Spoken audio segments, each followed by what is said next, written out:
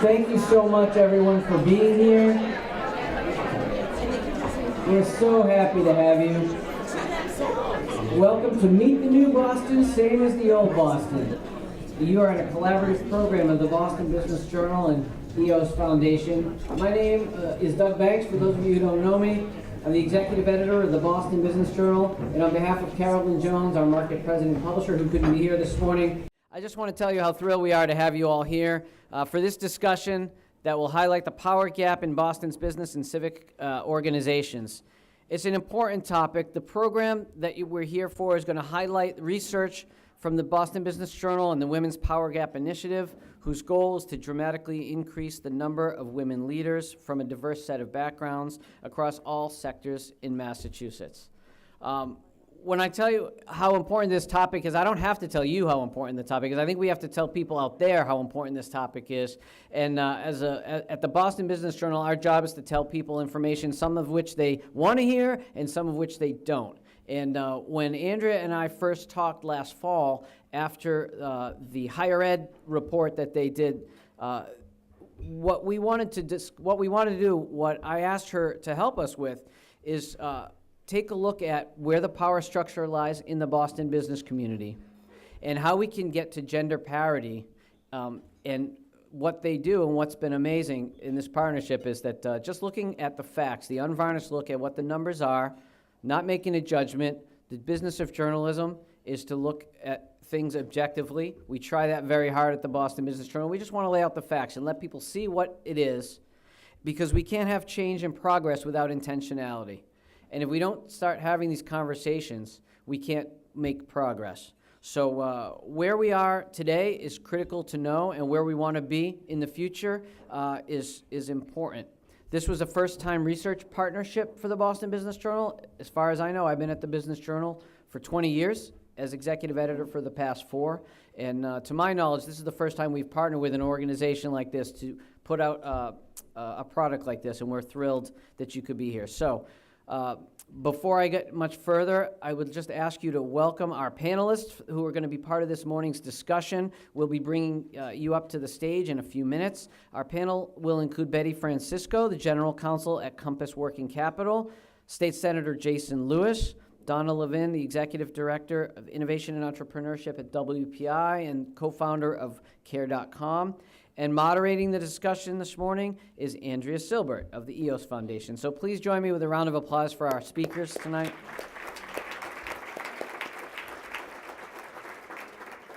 We'll also have sort of a unique opportunity to hear from some of the business organizations that are in the report about their strategies and their and what they're working on, which will be neat as well. As the Boston business community's primary source for business news, data, and information, we at the Business Journal are dedicated to bringing you the most up-to-date, accurate, compelling, relevant information on all things business in Greater Boston. But hosting events such as this would not be possible without our event partner this morning, which is the EOS Foundation. So thank you again, Andrea, and your team. It's great to work with you. Before we get started now, we just want to encourage you all to create some buzz. Share this conversation on social media. I see Jay's already working on that. Please use the hashtag, Jay, hashtag BBJEOS. BBJEOS, so BBJEOS. And now, without further ado, I would like to introduce Andrea Silbert, the president of the EOS Foundation, to come to the stage and get us started.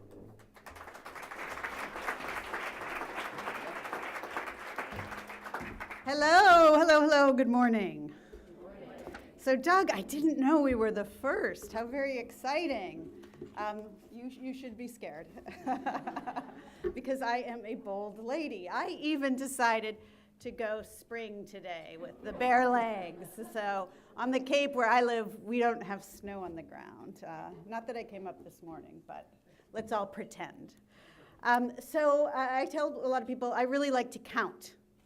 I just like to count. As a child, I like to count. I like math. And so that's what we're doing. We're counting. And we're so glad that you're here and that you will start and help us with this baseline that we've created to count. You've got our counting, and then we'll count again next year and the year. And over time, we're going to hit something. We're going to set goals, and we're going to hit them. So this work and the Women's Power Gap, we owe an incredible debt to many, many people, many volunteers. The first group I'd like to recognize are all of the women that have come together over the last 3 years. Some of you may not know that we've been huddling and conspiring, and whenever possible, pulling in men like Jason Lewis and Doug and JD and Jay. You're going to be in trouble. You're going to get pulled into our group of male allies as we conspire. But I want to recognize all the women that have really, over the past few years, particularly since the 2016 election, have come together to say, now's the time for change. So I want all the women who are members of the Massachusetts Women's Forum, the Boston Women Leaders Network, and Women Leading Change to stand up and be recognized.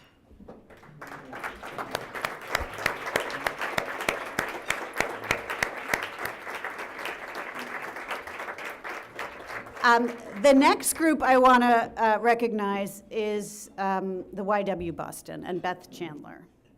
All the proceeds for today are going to the YW. The YW has been initiating dialogues on both race and gender, and we're so proud to have you here with us and to be able to honor your organization with the proceeds from today. So thank you, Beth.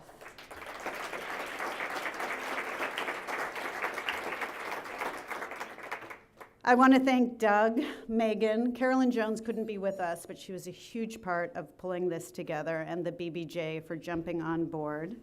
And of course, the EOS and the Women's Power Gap team, Christy Macdubé, Marta Rosa, and is Sarah Lacey with us as well? Where's Sarah? Hi, Sarah. Sorry, you're over there. So thank you all for the very hard work from our teams. And I want to recognize we have some electeds with us today. Of course, we have Senator Lewis. We have Rep. Paul Donato. Where is the representative? Maybe he'd never, there he is. Hello, Representative. And we had, I don't know if they've been able to make it, Councilor Kim Janey, is Councilor here. Maria Robinson, Liz Miranda. Okay, they'll probably join us. And of course, we have Danella Clark with us, who is the Vice Chair of the Women's Commission. So Danella, thank you for joining us. What you've got in front of you are a couple pieces of paper. One is our report, which we hope you'll take with you, and if you want more copies, please do that. And the other are the slides. When Doug and Carolyn and Megan suggested this venue, I wanted to have, my clicker where I'm comfortable with my clicking and counting, but we couldn't do that. So I'm gonna quickly go through the slide presentation. Are we getting bounce back on my? I'm okay? Okay, I hear myself. And then, very exciting, because of Senator Lewis and the legislation that he has filed, which is also filed by Representative Haddad in the House, we have a sneak peek of our next piece of research, which is going to be coming out on March 19th at a briefing at the State House. This one standalone sheet goes through the Massachusetts state boards and commissions, looking at, it goes from high to low in terms of the percentage of women on those boards. And that's something that we're going to be talking about at that event. And I bet, Jay, Ash, you're glad that you don't have to chair all of those boards anymore. So with that, I would love to just turn quickly to the slides. So we chose a provocative title for this breakfast, Meet the New Boston, same as the old Boston, because while we've made some progress, and we certainly have made progress, some gender progress, there's just much further to go. And we wanted a provocative title because we want more people to engage in this conversation. The Women's Power Gap at the EOS Foundation is new. Our primary work, for those of you that have known us over the years, our primary work has been anti-hunger, education, and anti-poverty work. But when we started noticing a few years back, and this was actually prior to the 2016 election, we noticed that things were changing, that in some ways it seemed like people thought we were post-gender, that we had checked that box and we could go on. And what we saw after was there's been a real backlash. And so we decided to double down and invest. And what we like to do is we like to make data-based decisions. And we started off, the first field that we looked at was at higher education. And we're very, very focused, and that's why we call it the Women's Power Gap, because we're focused at the very top, at the glass ceilings. And so looking at higher education was fascinating for us because there wasn't a pipeline issue. What we found through our research was that women were close to 50% of deans and provosts in aggregate among our Massachusetts 93 schools, but they were only 31% at the top. There were only 5% women of color of all of our 93 call it private and state university presidents. So that was a really interesting first piece of research. It's a very big piece of research. If any of you want that report, it's all on our website at womenspowergap.org.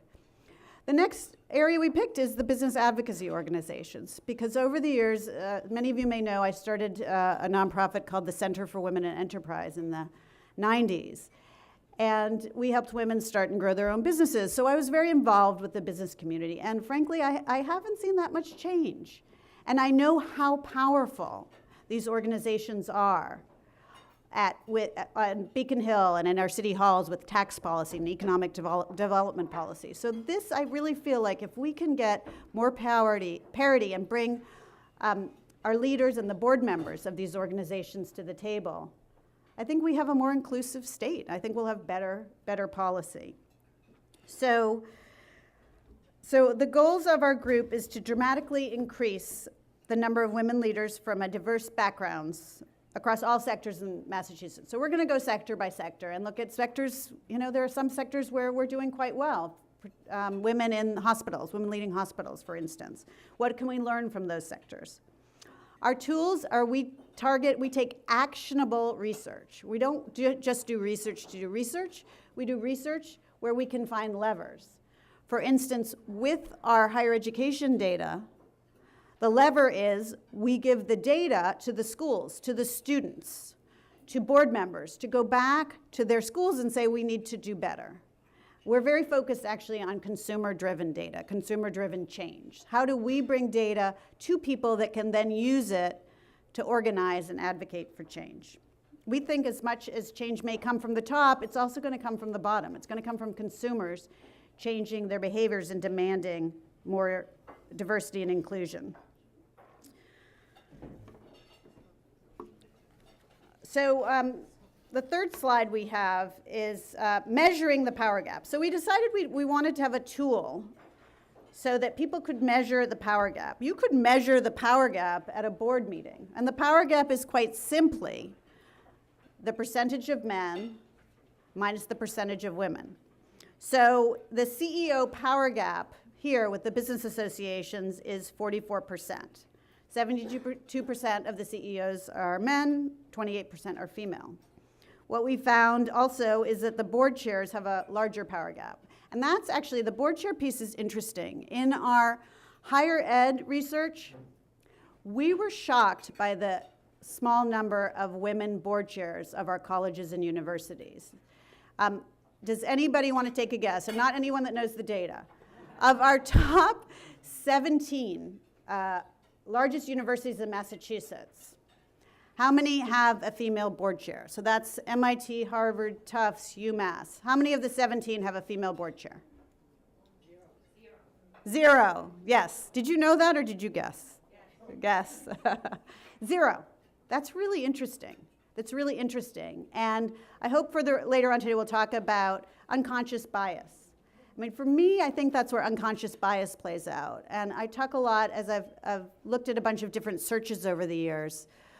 I think about the role of a rainmaker and how much that comes up in search committee, whether it's that specific word, rainmaker, or people like, well, we need somebody, we need a guy. Sometimes it even comes out, we need a guy to raise a lot of money. And I think, you know, even myself, when I think rainmaker, I think of a man. And I don't know if many of you remember when we were younger, and some of you are too young for this, there was that joke about a doctor and a son, and they were in a car crash, and the son is wheeled into the operating room, and the doctor comes out and says, oh, I can't operate on that boy, that's my son. And people are perplexed, how could that be?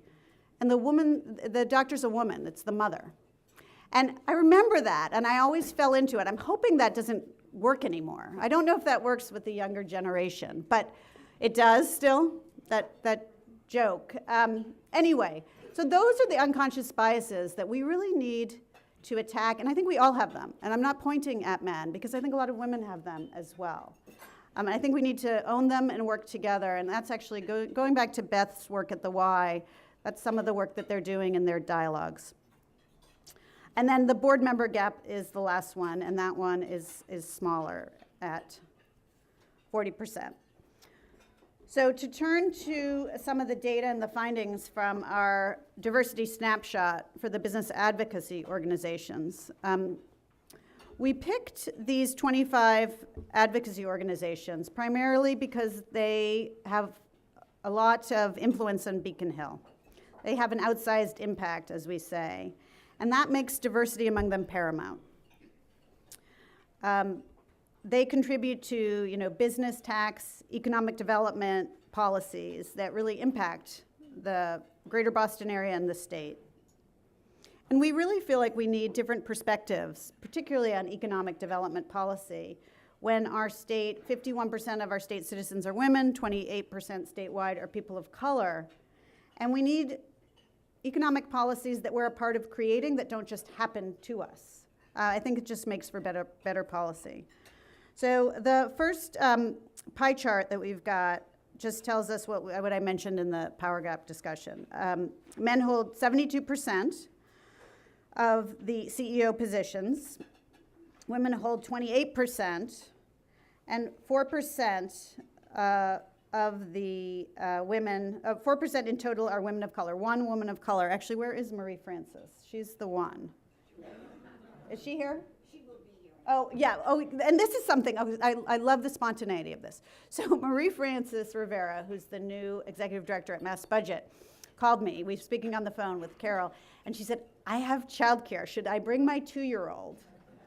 It's very early. I don't know if many of you know this. Probably most of the women know that this is very early.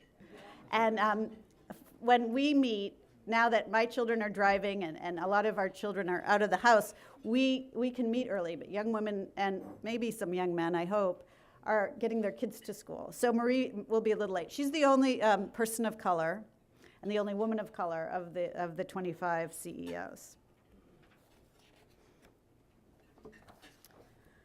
The next pie chart we have is the board chairs, as I mentioned. This seems to be the harder nut to crack.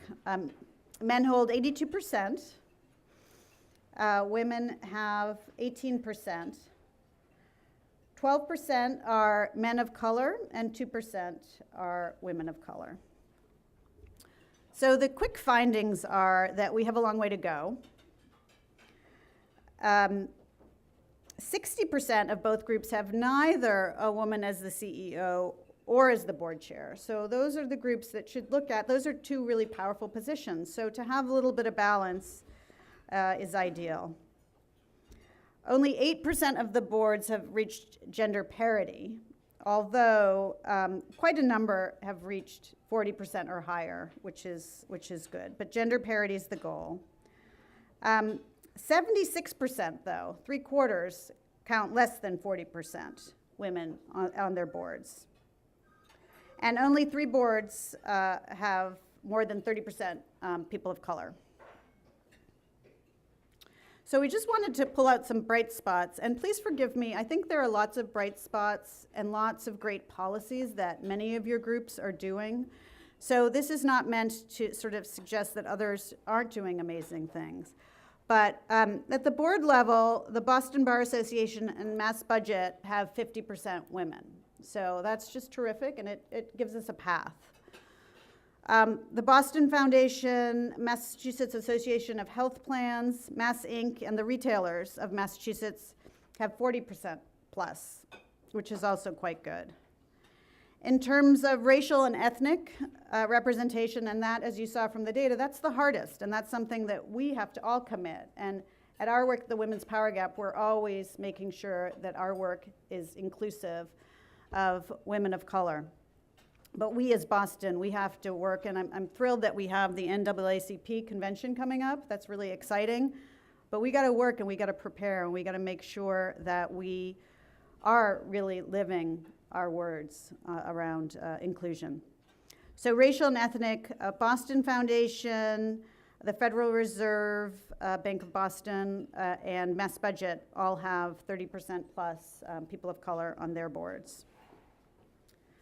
Some more bright spots. The Alliance for Business Leadership, Jesse is there, and I am very happy to be vice chair. And is Tom here? I don't know if Tom made it. Where's Tom? Hi, Tom, and Tom is going to speak in a minute.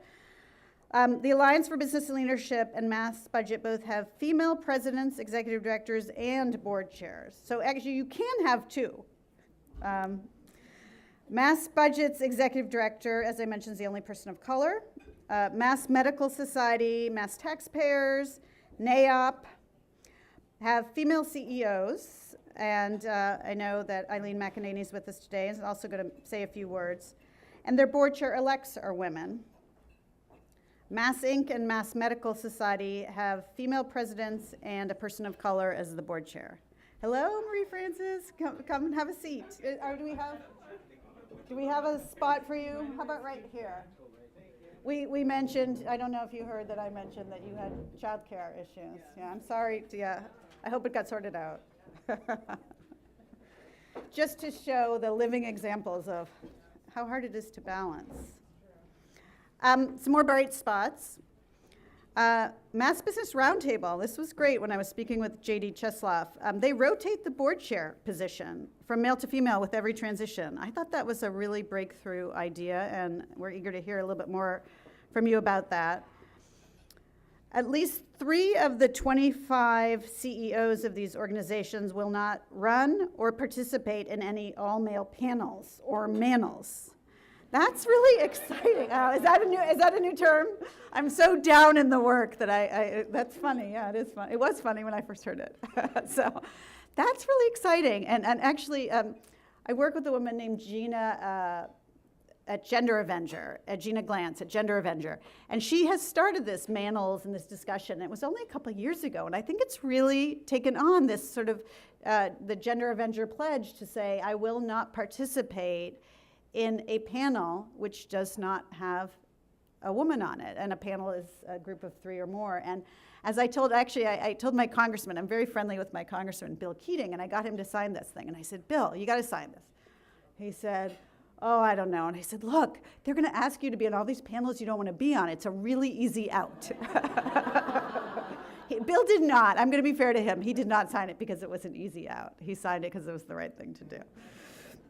So, and by the way, for those of you in the audience who are thinking of signing it, we're not going to come after you if you make a mistake. Bob Coughlin has told me stories about, actually, and JD, you shared a story. I'm going to share yours because you're here, that you were asked to be on a panel around early child care, and you said no because there were no women, and they found a woman to be on it. And so if you had decided to go, we've had people go to these panels, say yes, and they go to the panel, and there's 3 men talking about early child care, which is, that one is like, boom, your head blows up, right?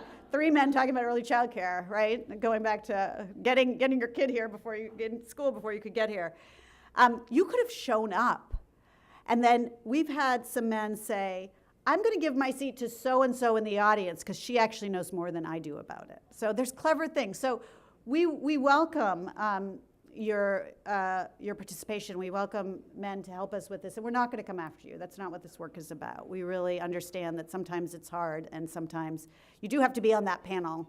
But it changes the conversation when you say, well, do you have any women? Do you have any people of color? It really changes the conversation just by asking. And some folks are using, this is back to some strategies. I know that Eileen McEnany and Mass Taxpayers uses their executive committee. Their board isn't as diverse, but they've used their executive committee to drive more diversity. And I think that's also a really, really important strategy. Oh, and one I didn't mention on here, a bright spot that came from Mass Budget when I was speaking with Carol Marie Francis, was they actually have a very important board committee, which is a diversity and inclusion committee, which is not just about bringing diversity onto the board. That should be through the nominating committee. But it's also, once we get a diverse group on our board into our organizations, how do we make sure that the organization itself is inclusive and making sure that all voices are heard and that we retain talent. So recommendations at the organizational level: create institutional policies at the board level to guarantee diversity and inclusion. And this is probably the most important point, that it has to be at the board level. We, as I mentioned, did research on higher ed institutions. And there was one institution, which I'm not going to name, but they had, in 2008, they had a lot more diversity under a different president. And then flash forward 10 years later, the numbers really drastically fell. And because they had a new president. And if you're going to take all the effort to, and this is a leading university, if you're going to take all the effort to diversify your ranks, and then your president turns over and you lose it 10 years later, it's just a terrible waste. And so you have to institutionalize practice. You need practice. We need our leaders to push for diversity and inclusion. But if we don't follow practice with policy, we go back. A dear friend, Margaret McKenna, who I guess must not be here today, who's in our women conspiratorial circle. Margaret was at Lesley University. Lesley is still 85% women. And they are now at an unsatisfactory level of gender parity. She was there in 2007. Things go back very quickly. It goes back to status quo if you're not intentional. That's why we talk so much about intentionality. So that is, if there's one thing you take from today, is please take that. Talk to your board. You have to institutionalize it. That's why I like what the Mass Business Roundtable is doing. Fill immediate board vacancies with diverse candidates until you reach parity. I know that is easier said than done. But many of us here today are here to help you find names, help network. Elevate more women and people of color to serve as vice chairs, to get them ready to be board chairs, so that we can get past that notion of they're not ready to chair this board. That's just such an important spot. Plan for and cultivate diverse candidates before the CEO transitions begin. So that's really, really important. I spoke with David Begelfer, who wasn't able to make it, and they were really intentional. He was very intentional in cultivating 2 women to be really co-directors at NAOP. And I'm sure that Mass Budget was also very intentional about bringing in Marie Francis. But you need to start way before somebody gives their notice. You know, you need to be looking to bring people in as chief operating officers in other roles, or even if you're a small organization, keep people in mind. Maybe they can join your board. Maybe that's a way to get people into the fold, if you will. And probably this is the next most important point after the institutional point is training has to work both ways. When we first started doing the higher ed research, and the higher ed is different because the pipeline is there, and the pipeline isn't fully there for all these business organizations. But the pipeline's there. But even then, I went to a dear friend, and I said, who was very involved with higher education, and I said, gosh, we're losing. At the state university level, we had a backslide. We had, in 2008, 5 of our 10 state university presidents were women, and in 2018, there were 0. And I said, we've got this backslide, what are we going to do about it? And my friend said, oh, let's do a training program. And I said, well, why do we need a training program for women if 10 years ago they were there? And so we don't just need training programs. We actually need the leaders at the top also to think about training programs, right? It works both ways. When I talked about the example of the unconscious bias, there's selection bias. There's a lot of selection bias. What I see with many of the searches for the college presidents is that because of the Rooney Rule, I don't know do people know about the Rooney Rule? The Rooney Rule is an NFL rule that says for head coaches and senior operating positions, you have to have people of color, right? Because you have to interview. Yeah, you have to have them. Yes, the interview. That's my point. Thank you. This is so interactive. So thank you. So you have to, in the finalist pool, you have to have, you have to at least interview them. I don't know. In a lot of our state universities president searches, there are plenty of people of color and women in the finalist pool among the final 3. In fact, in the last 8 searches for state university presidents, women were 40% of the finalists and got none of the jobs. So I worry a bit about the Rooney Rule, which says you have to have the applicant pool because it can also, it's necessary but not sufficient. So it can help you check off a box and say, we did our homework, but they weren't the most qualified. And we have to also examine that term. I hear that a lot. We need the most qualified person regardless of gender or race. But there is no most qualified person. You know, Vanessa, my dear friend Vanessa and I, we watched a search. You were active on a search for an education leader, and your most qualified person in your mind was not the same most qualified person that someone else had in mind who ended up getting that position.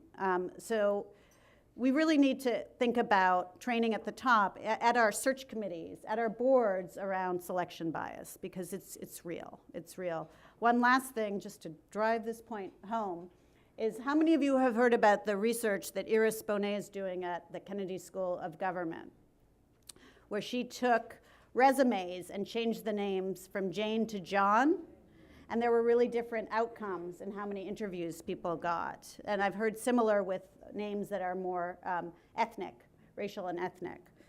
So that's a big one. And I think that that's really novel, and I think for some leaders that's perhaps, I don't know, scary. That might not be the right word, but I think it's a big thing to go to very powerful leaders in our Boston business community and say, you need training too. It's not just women and people of color that need training. So we need your help sort of saying that in a non-threatening way. It's really about all of us acknowledging and overcoming our biases, and I know I have mine. At the individual level, we ask those of you who are leaders and and your board members, many of whom are not here today, to set goals around diversity. As we mentioned, the Greater Boston Chamber of Commerce, Mass Business Roundtable, Mass Bio won't run any manels. And you all can take that pledge and ask your board members to take that same pledge. That would actually be really powerful if all the board members of all of your groups said, I'm not going to do this either. So let's follow up on that.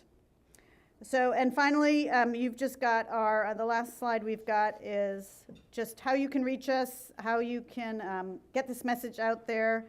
Please tweet. Please visit our website, womenspowergap.org. There is an interactive tool. People love this. So how many of you went to colleges, undergrad in Massachusetts? Okay, all of you.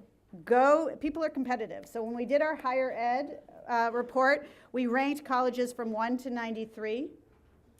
Go and find your college. You can go to our website, you can search, you can find your school, you can see where it ranks, you can play with the data, you can compare it to others, and then straight from our website, you can send an email to the president of that college saying either, great job, keep it up, or you got a ways to go, let me know. So that's a great tool. You'll also find this data has just been posted on our website. And visit us at Facebook, on Instagram, Twitter, LinkedIn. I have had to overcome my biases around Twitter. I had a big Twitter bias. So I have overcome my biases, and now we're tweeting, and we're on Instagram, and we're doing all these things that my children do. And I ask you to follow suit and do the same. So thank you very much. I'll take a few questions, and then I'll bring the panelists up here to get into the dialogue. Does anybody have any questions? If not, we can just, yeah. Are we right? Oh, we're running a little slow. Okay, so Betty Francisco, Donna Levin, and Senator Jason Lewis. You can come up this way.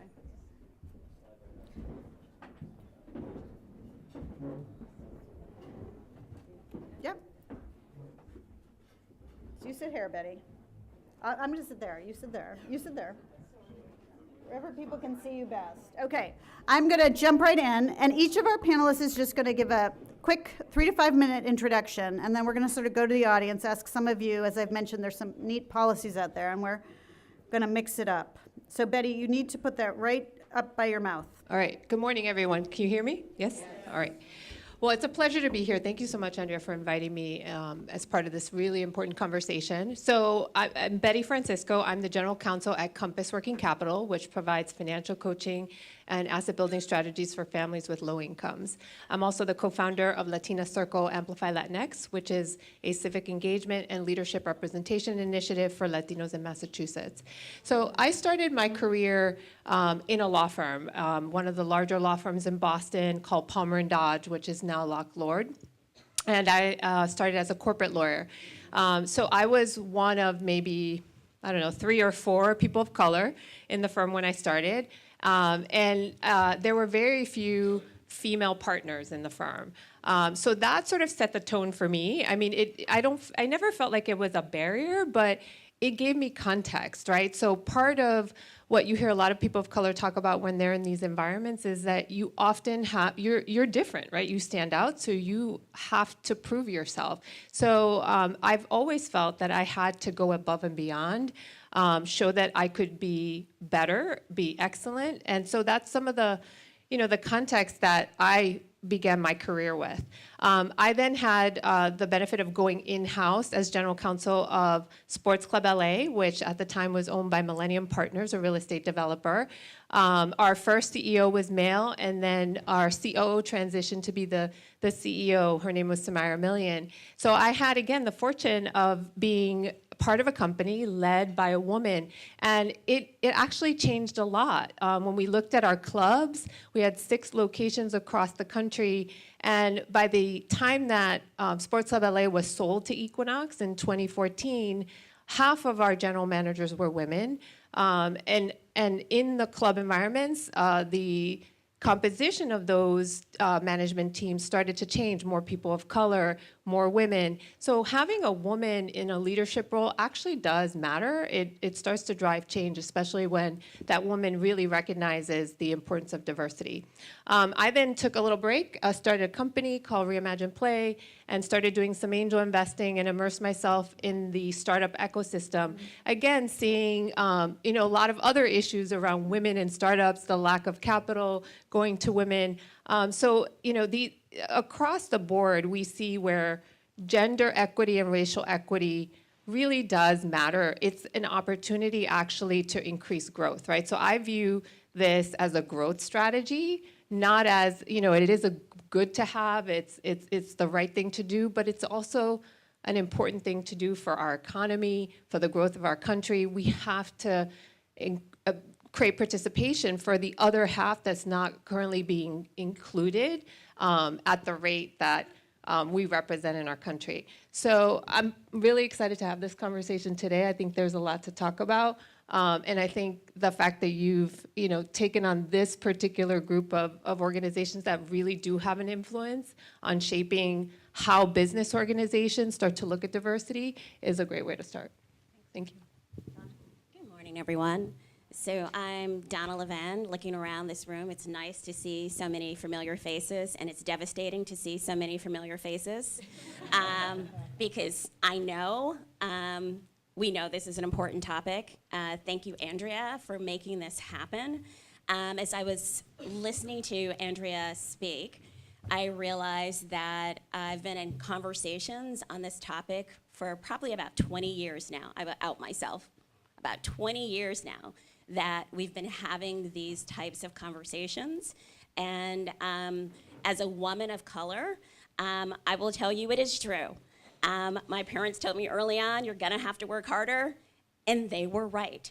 So I'm glad I have always been prepared to work harder. I started my career in technology to pay for college, and I think of my first position at Phoenix Technologies over at MIT University Park when it was still sort of just a dirt field.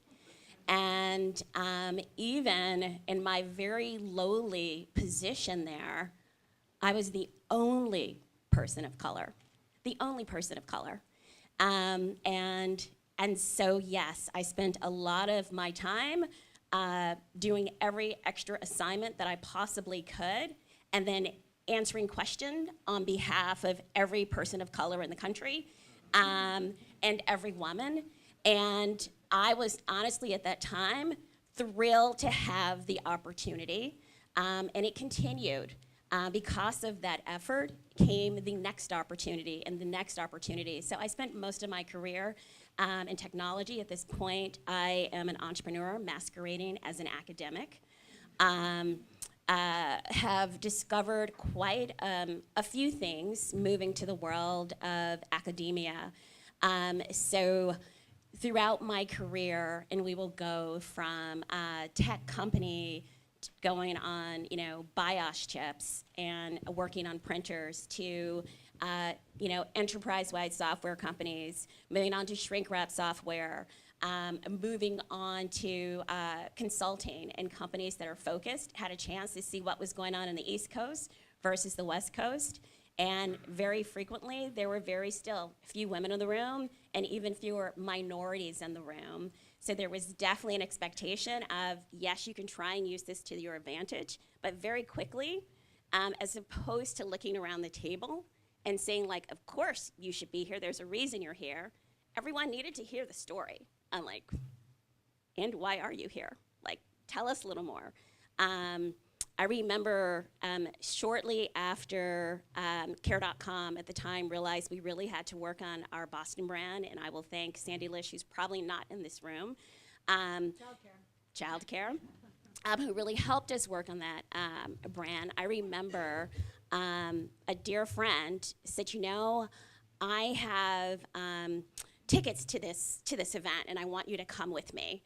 Bill Clinton's speaking, Sarah McLachlan's performing. I'm like, I am so in. And we had a great time. And then she mentioned that her table was hosted by her bankers. And we should probably go find our table. So she is the CEO of a company. I'm the co-founder of a company. We arrive at the table. It's all men. And she introduces me and says, hey, this is my friend Donna Levin. She's one of the co-founders of CARE. This is what she does. And the first question I got wasn't like, hi, my name is. It was like, interesting. So what did you do in the past to deserve that investment in your company? And we both were like we've been having such a great time. It very quickly became, felt like I was back in the boardroom. And once again, justifying my existence and my seat at the table for this function. Fast forward, I chose to leave MIT and go to WPI because, one, I was excited about the opportunity and everything that can happen in Worcester to pull it into this innovation ecosystem, but also that there was a female president at the head of the table, that there was a man of color who was serving as the provost, that there were deans of color, that it was an amazing opportunity. And she's been very intentional about her focus on having more women at the table, about diversity and inclusion. And we recently had this offsite where we're focused on smart world. Everyone's thinking about, robots are going to take all of our jobs. And robots really are going to take all of our jobs. I would love to talk to you all about that offline. And so we were broken out in different sectors, and one was focused on the future workforce and diversity inclusion. And one of the questions that came up, two wonderful people, they said, why do we need to focus on this? Our culture is fine just the way that it is. Why are we wasting resources, money, and time on this topic? So because of that, we need to keep having these forums. We need to keep having this conversation going, and we need to keep looking at the data and not to just say this one-sided. I will out myself.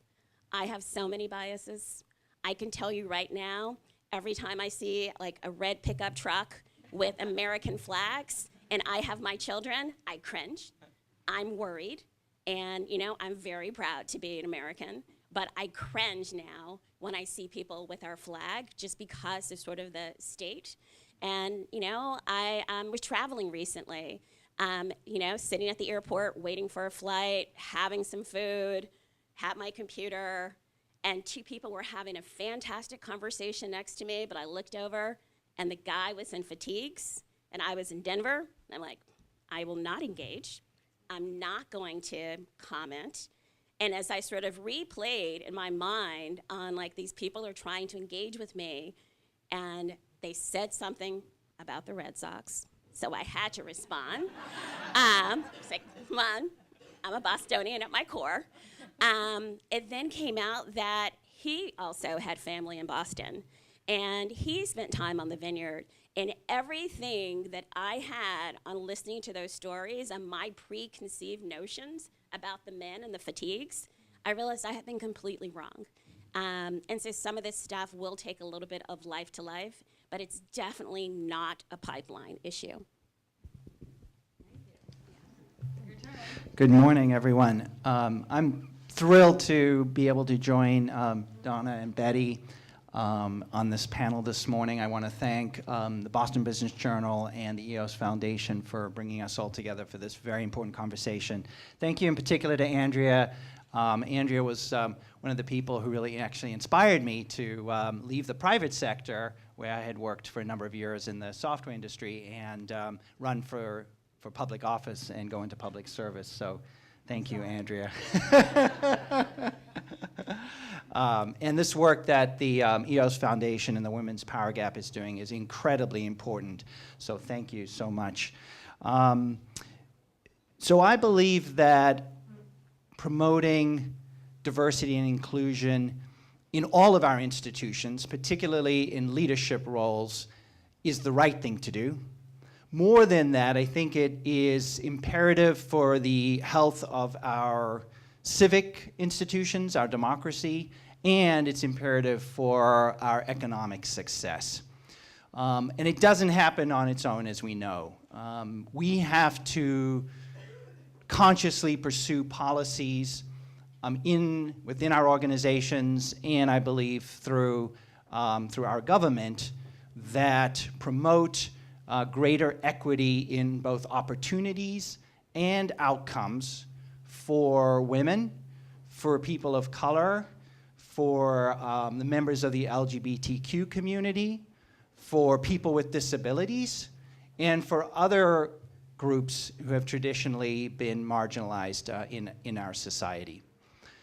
I'm very excited that working together with Representative Pat Haddad in the House, Representative Donato is very supportive, who is also with us here today, and many of my colleagues in the state legislature. We have put forward 2 new pieces of legislation in this legislative session, and I wanted to just use my few minutes just to say a little bit about what we're trying to accomplish. The first of those is known as an act to ensure gender parity on public boards and commissions. And the second bill is titled an act to ensure more women serve on corporate boards of directors. So let me take each of those in turn. First, let me talk a bit about the public sector here in Massachusetts. If you look at our public sector in terms of diversity, the progress we've made is mixed. The state auditor, Suzanne Bump, recently published a report about the executive branch workforce. So this is our state government. It's our largest employer in the state. And the executive branch is comprised of 52% women and 30% people of color. So that's pretty good. It basically reflects the makeup of our state population. Although, as you might expect, diversity varies a lot across different state agencies and departments. I did want to give a special shout out actually to the Executive Office of Labor and Workforce Development, who I've worked very closely with, headed by Secretary Rosalind Acosta. And that agency is 60% female, 35% people of color, and 10% people with disabilities.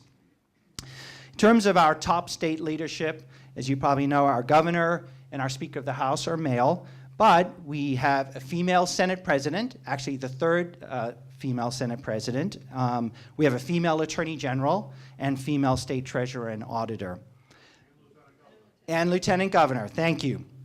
In the state legislature, where I'm privileged to serve, we have a long way still to go.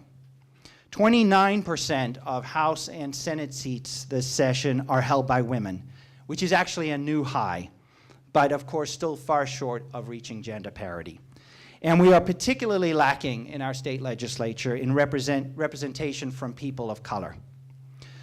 The bottom line is we need more women and people of color to run for office at all levels of government. That includes our cities and towns, our state government, and federal office. And just a side note, this is why I'm the lead sponsor, along with Senator Becca Rausch, of legislation to promote ranked choice voting. Because one of the reasons is that ranked choice voting does away with concerns around vote splitting. And concerns about vote splitting has been one of the reasons we haven't seen more women and more people of color run in many of our local and state races. Ranked choice voting would be a way to address that and encourage more representation in our elections. So the bill that we filed specifically in the public sector addresses state boards and commissions. Andrea handed out the initial analysis there, which the Women's Power Gap has done. So we're talking about several hundred different organizations. Not all of them were formally chaired by Jay Ash, but many of them were. And they have a wide range of responsibilities and powers. As you probably saw from the handout, only 32% of the 50 of the most important of these boards are at gender parity, and about 1/3 of them have fewer than 30% women. And women are far from parity in terms of filling the top leadership positions, either CEO or board chair or executive director. We don't currently have good data on racial diversity on these boards, which in and of itself is a problem, but we are seeking this information and do expect to get that in the coming months. What the legislation would do is it would require that by 2022, so we are providing some time for this to happen, all public boards and commissions in Massachusetts would have to have not less than 50% women, so they would have to be at gender parity, and in addition, they would have to broadly reflect the racial and ethnic diversity in our state. So the goal is to really get to having our boards and commissions, which really are in key leadership roles across our state government and economy, to reflect the population at large in Massachusetts. And that really is, for me at least, that's my top priority this session in terms of these two bills, because I think as a public elected official, it's incumbent upon us to address the issues we have in the public sector first before making, as a lawmaker, demands on the private sector. So turning to the private sector, here too, we've certainly made progress in recent years, but we know we still fall far short of gender and racial diversity that we should aspire to. If you look at the latest report from the Boston Club in Bentley, women only make up 21% of the directors on the boards of the 100 largest public companies in Massachusetts, only 21%. And again, that is actually a record high. 11 of these companies, 11 of the census companies, as they are known, have no women at all serving on their boards of directors. And then if we look at the broader Russell 3000 index, so we capture some more companies, there are 178 of those companies here in Massachusetts. 1/3 of those companies have just a single female director, and 19% have no female directors at all. I don't have with me the data on the racial diversity on those boards, but I think we all know it is very, very lacking. So clearly we need to do much better and take more concerted action. That's why the second bill that we have filed seeks to increase gender diversity on corporate boards of directors here in Massachusetts. As some of you are probably familiar with the legislation that Governor Jerry Brown, former Governor Brown, signed into law last year in California, and our legislation is modeled very closely on what California has enacted, and they were the first state to do so, and I applaud their leadership. It would require that by the end of 2021, all public corporations whose principal executive offices are located in Massachusetts would have to have at least one female director on their board of directors. It's really not asking for much. And then by the end of 2023, these corporations would be required to have either 2 or 3 women, a minimum of 2 or 3 women on their boards, depending on the size of the board. So many of our companies do already meet that. Others, of course, would have work to do to get there. Just in closing, I wanted to say that as a white male, I see my role in this discussion not just as being an ally on these issues, but to use Andrea's words from before, being a co-conspirator. That's what I see my role as. And these 2 pieces of legislation, I think, can help, even without enacting them, by pushing the conversation forward in all of the great work that I know so many of you in this room are doing, and looking at other strategies we need to take, like ranked choice voting, like ensuring universal access to affordable childcare, like having paid family and medical leave in Massachusetts, which, by the way, we're going to soon be joining just a handful of other states in having that. There are many different ways we need to work together to make sure that our communities and our Commonwealth truly values and promotes diversity and inclusion in all aspects of our life. So thank you very much for being part of this conversation. Thank you. Thank you so much. So I just want to say thank you all for being here. Thank you for this robust discussion. I apologize that we did not get to have sort of a Q&A dialogue with everybody, but Andrea tells me that we will have a part 2. So we're excited that we will bring people together again to have more conversation. You guys were all networking downstairs so well that that was to happen. Thank you, Donna, for your work in my hometown of Worcester. It's always good to see things going on in Worcester. And for those who might be dismayed that there aren't enough of the right people in the room, those men and others who are not here, that's what the Business Journal does. We reach the rest of the community. So the coverage that we're doing, this kind of work, we hope that we're reaching as many people as possible. Those who couldn't be here, we have one big event that I'd like to make sure you know about, which is our Race Ahead Diversity and Inclusion Breakfast on March 22nd. It's coming up very quickly. That morning, we'll be discussing the progress made on ensuring that women and minority-owned businesses have more access to opportunity through supplier diversity and some of the programs that have come online in just the last year to 18 months in and around Greater Boston. So that conversation will be taking place March 22nd. More information on our website there. We hope you can join us.